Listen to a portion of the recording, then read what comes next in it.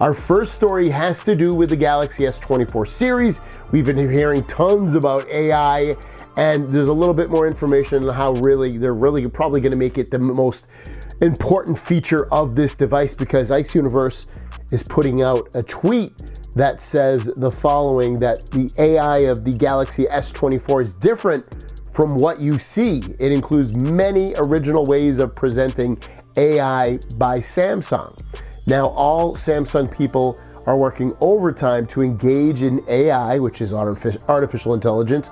The very important camera at the moment has become less important. AI is definitely the most important highlight of the S24. And you know, when you have the power of AI, there's a lot you can do with it. I've mentioned, you know, you can improve the look of photos. You can create content with AI with just a couple of words, and you can create these amazing looking photos or songs, or there's tons of things that you can do with AI in terms of creation.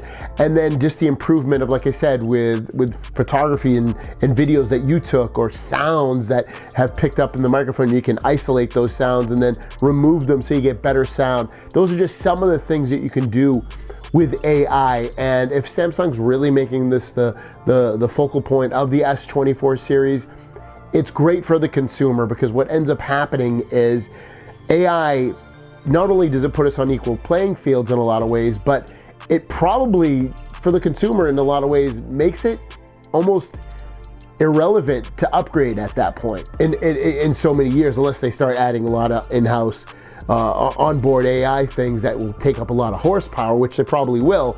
But you know, in the immediate future, the way we use AI, and it's mostly through the cloud, and there is some stuff that's on board that still will run pretty quick, it's gonna give you a lot of features for free, most likely. So we'll keep our eyes peeled on this. I love the thought of it. I know some of you don't, some of you do, but let's jump into the next story. And that one is all about a deal. And I love a good deal, why not? Because we got Samsung's Galaxy tablets for super cheap, guys, as low as $199 for the Galaxy S9. I have some videos coming out on this tablet. I know it's been out for a little bit, but I got some videos coming out probably this week or next week.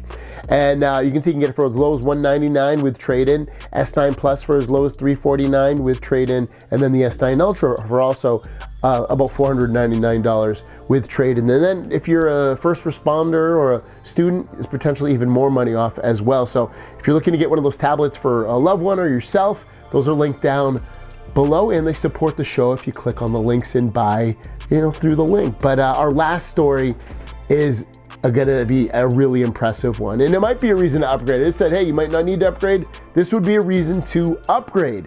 The following leak has come out saying that the S25 and S25 Plus may have better cameras. Samsung working on 1-inch camera sensor. So not only will you get, you know, more light into your photos with that bigger sensor, you'll get better quality images, you'll be able to take better low light photos.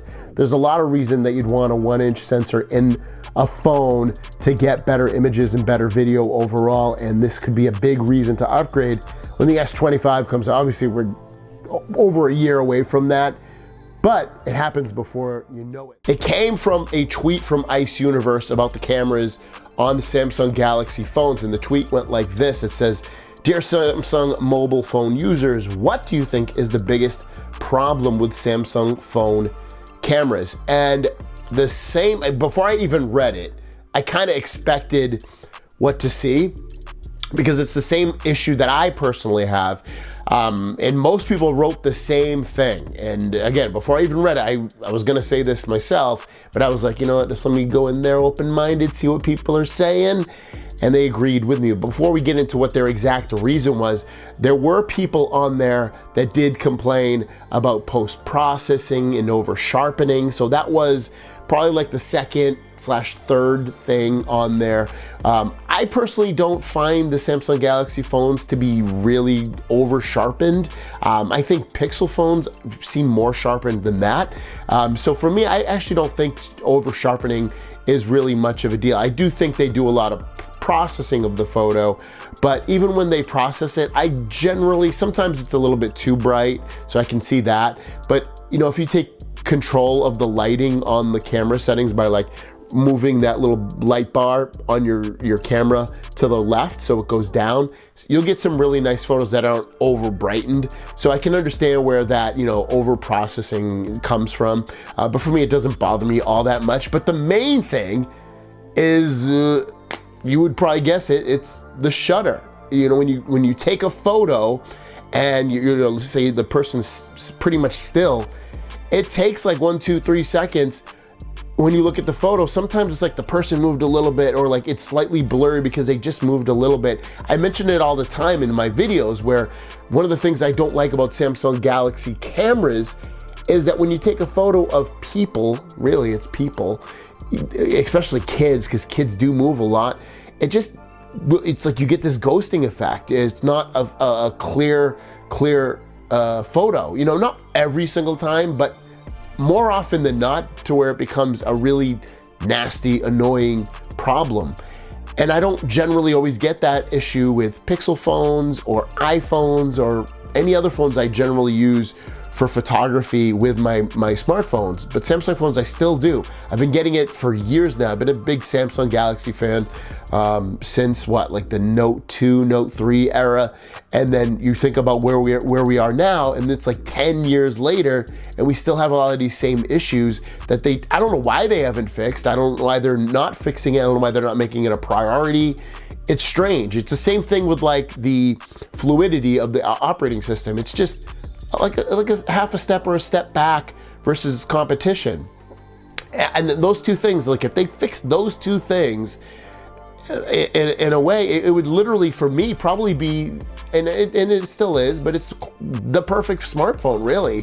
What I would want in a smartphone is those last two things that I can really, I mean, obviously faster charging and things, but like things that I would want Samsung to fix that have been a problem for a decade now, they still haven't fixed, and I don't get it. I truly don't get it. Let's dive right in. The first one is about this phone, a phone I haven't really held all that much lately, the Google Pixel Fold and Pixel 8 and 8 Pro, and really all the newest Google Pixel phones. Why? Because there's a new update out there that will potentially improve gaming performance for you. The Google Pixel phones have had a GPU software update finally after over a year, so they're getting a new driver that will make it work better, and you'll get better gaming performance potentially. And now, don't go into this thinking that like, oh my God, finally, Google Pixel phone is going to destroy any phone that has a Snapdragon processor, especially the 8 Gen 2. It won't. It's really just, you probably seen some incremental gaming performance update with this, because again, the latest update that's rolling right now for Google Pixel phones is and has a GPU update within it to improve it. It went from like an October 2022 update to October 2023, so should see some better gaming performance. And the last story is a question I just wanted to answer, because you guys keep asking me what my daily phone is, at least in some questions. Why do I choose the Galaxy Z Fold 5 over the OnePlus Open? And it's a really good question. For me personally, why I personally choose it is I like personally at this point, the software implementation better. I like the customization Samsung's gives me. It feels like home, honestly, and maybe that's because I use it all the time already for the past few years. I like the way the camera photos come out better on the Galaxy Z Fold 5 in terms of the colors and all that. I think that looks better. The apps work better, like they fit the screen better, especially when it's open. It seems like they're more optimized for the Galaxy Z Fold 5, at least they were before I switched over from the two phones. It works better with my Tesla. I don't know, the OnePlus Open would have some issues with connecting with the Bluetooth and stuff like that with my Tesla, so it wasn't awful, but sometimes we just have these weird quirks. And lastly, I kind of like the inside display better on the folding phone for the Z Fold 5 than the OnePlus Open. It's not bad on the OnePlus Open, I don't know, there's something about me preferring it on this one. But those are kind of my general reasons why. None of them are like extraordinarily too crazy why you couldn't just stay on the OnePlus Open, but for me, that's pretty much why. The first one is all about AI with Samsung. They're releasing a little bit more information about this, and it seems super freaking intriguing. One of the things that they're going to talk about, you can see a new era of Galaxy AI is coming. And on the US site, they have an article, but on their Korean site, they actually have a little something that says that Galaxy AI is coming, the future of AI envisioned by Samsung. And when we do a little summarization of the article, basically the key points are Galaxy AI will utilize both Samsung's on-device AI technology and technology developed through collaborations with others. Others is probably like Google and Microsoft and other companies as well.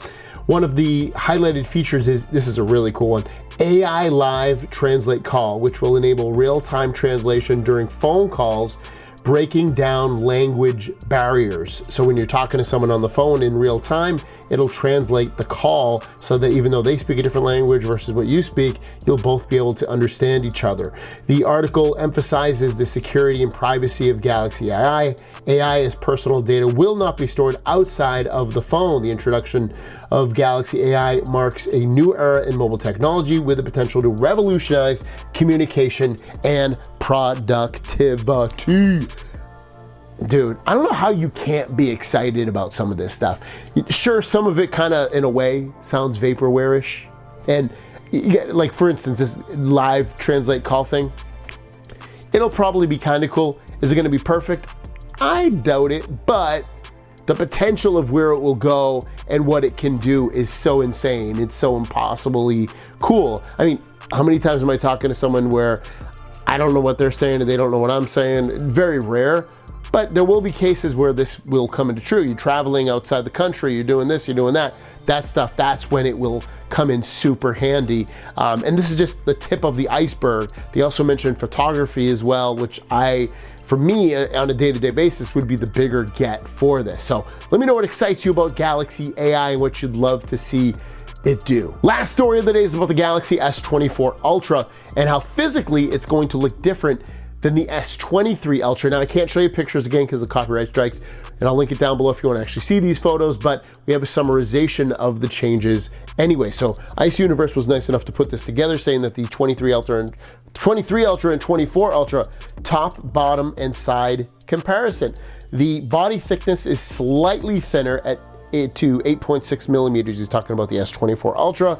The speaker becomes a long bar. Again, now the speaker for the S24 Ultra is a long bar rather than little dots or whatever you'd call it. Air vents have been moved to the top of the phone.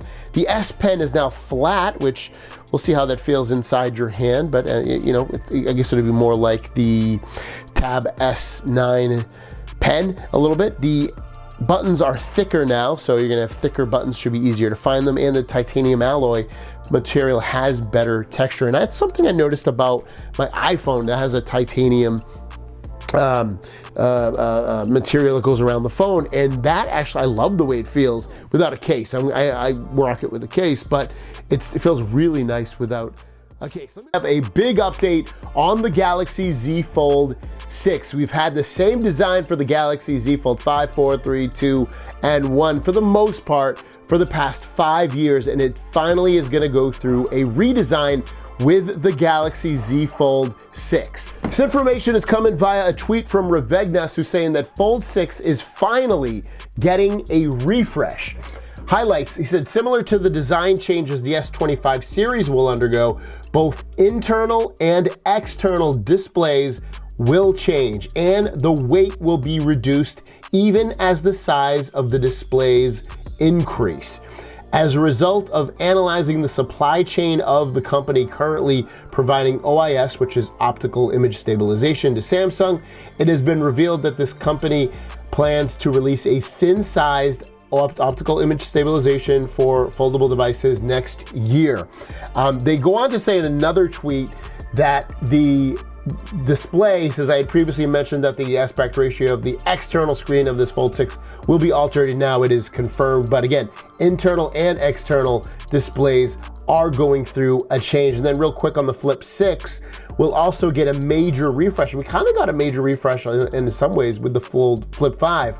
Said the Flip 6 will follow the same design code changes as the S25 with shrinking internal bezels and another change in the size of the external display. So some good, exciting changes coming from the Galaxy Z Fold 6 and Flip 6 at that. Now, so he said the displays are gonna be shorter but wider on the outside display, and I don't know if they're gonna be shorter and wider on the internal display. I would assume they're probably gonna be, I don't know. I mean, that remains to be seen, but definitely shorter and wider on the front display. That's definitely a nice thing to be coming, and I think that's going to, some of you guys like this, but I think the greater majority are gonna like it when it's a little bit wider and a little bit more useful, so you don't have to always feel like you have to go on the inside display. So there's some nice change going on there. And finally, after about 5 years, we're finally going to get some kind of change with this. And I am so looking forward to this. I feel like when phone companies are doing this, they're keeping the same design for the most part for the next 5 years. Almost everybody does it now. All the major players pretty much do this. They're like, whereas before you'd get a change, every 2-3 years, now it's like literally almost every 5 years. So hopefully you'll like this design for the Z Fold 6, because there's a good point and a good chance that it's probably not going to change for another 5 years. Let me know. We've got 2 stories for you, both about OneUI 6.1, which should be a good looking update. And you're probably wondering why I'm wearing Christmas attire. Well, we're having a family Christmas party at the house, and we're doing onesies. So this is a gingerbread one. My son picked it out, so me, my wife, and my son all have the same one. So if I look a little ridiculous, that is why. But OneUI 6.1 is not ridiculous. It's looking like some nice things, not AI stuff. Well, obviously AI will be integrated into it, but not AI things are gonna really potentially change the look and feel of this OS update. So here's the information, and it is coming from this guy. And he's got a really good track record recently with updates on software fixes and updates and things like that. So Tarun is saying OneUI 6.1, they're coming out with a new protected battery, is now battery protection. It's gonna be called battery protection with even more options. So if you set it to basic stops charging at 100% and then resumes at 95%. Adaptive battery pauses at 80% while you sleep and then finishes before you wake. And then max stops charging at 80%. Max is like, I think the only option they have pretty much now with charging your battery. So that's gonna be a nice little, if you love to keep your phones for a really, really, really long time and you're worried about your battery dying over time, this will protect it and give you more options as for what you can do. The next one though, is that the next OneUI update will bring stunning new lock screens and home screen customization options, including new effects and new designs. And that one really intrigues me because I'm curious how they're going to change the home screens and the lock screens and make it more visually appealing and make it potentially more just different from what we have right now. I can see, and I hate to throw it in because I know I've been talking about AI a lot, I can see them coming in with the, create this wallpaper with just a few words and then you have your own customized wallpaper right on your display, on your phone. I can see them doing something like that with the home screens. With the lock screens, potentially something again with UI, with AI in there, but probably more so with you just being able to move things around or add things that haven't been able to be previously added and all that. So that'll be your question. What do you think they're going to? We've got 2 stories for you. The first one has to do again with OneUI 6.1. We talked about some of the features that were coming to it yesterday, and today we actually have some intricate details of exactly what to expect with some of those leaks. So first, let's go through this tweet right here that says OneUI 6.1 new features and improvements. And it says, first thing, you can get AI generated wallpapers. Express yourself using all unique wallpapers. And I want to stress that what I was hoping and wanting for the unique wallpapers is gonna be like the Google Pixel 8 and 8 Pro, the way they have it, which is not that impressive. You basically just have options to choose from, and you can play around with those options, and that's it. You can't just type in any random thing that you want and it'll create a wallpaper for you. It's literally choosing options, so it's not as amazing as it sounds. The other one is kind of cool. Weather and portrait effects for the lock screen. Change the theme and mood. So when you have your lock screen, you can actually see weather effects. If the weather is raining or snowing or things like that, it will show on your lock screen. But no, we're not done yet, guys. We also have number 3, which is going to allow us to relocate objects in scenes and expand a photo beyond its borders with AI. So you can add more to your photos that make them more amazing and impressive. So if you take a photo of something, you can actually use AI to add things to it, add sides to the left or the right that weren't there. It'll create it for you. It's a pretty cool effect that it'll be able to do with your photos. You can organize messy Samsung notes into more detailed and organized and cleaner overall notes. AI will organize messy notes into sorted notes. So that's kind of cool. It'll, I guess, auto format your note text for you and reimagine your, again, previously reimagined pictures with photo editor. Live translate during calls. We talked about this. It's going to make the language barrier nearly non-existent when talking to another of a different language. So that's gonna be cool. You can talk to someone in a different language and it'll translate in real time for you. Keep editing stickers, drawings, and more after edits are finished. If you made one small mistake, you don't have to revert all changes. Again, you can just remove that, the one mistake that you had previously. Isolate voices in audio and louder environments. Pixel 8 and 8 Pro already have this, so when you're recording a video with voice or video, more enjoyable for others, so you can kind of isolate the sounds and remove the sound. So pretty cool, but again, it's already on the Pixel 8 and 8 Pro. Move subjects from one image to another with ease. Make someone or something look like they were there when they weren't. So again, Pixel 8 8 Pro kind of has something like this as well. Looks like it's just making deals directly with Google Pixel, which I'm completely fine with. I think this is cool to have that. Enhanced battery protection features. We talked about this yesterday. Give up less of your battery while saving your battery in the long run. We went through that in more detail yesterday. Added and refined animations. Experience your devices more naturally and fluidly than ever before. In beta, changes are very minimal. So there's going to be much more better animations coming soon with your phone, coming 6.1. And many other changes I may mention later. Thank you for reading. I'm looking forward to OneUI 6.1. I always think that at this point, we do get the hardware changes, but software plays a big part as well. There's a reason why when I personally play with a Samsung foldable phone, that I tend to go back to. It's really that software experience. These other phones come close, but they don't fully get there. So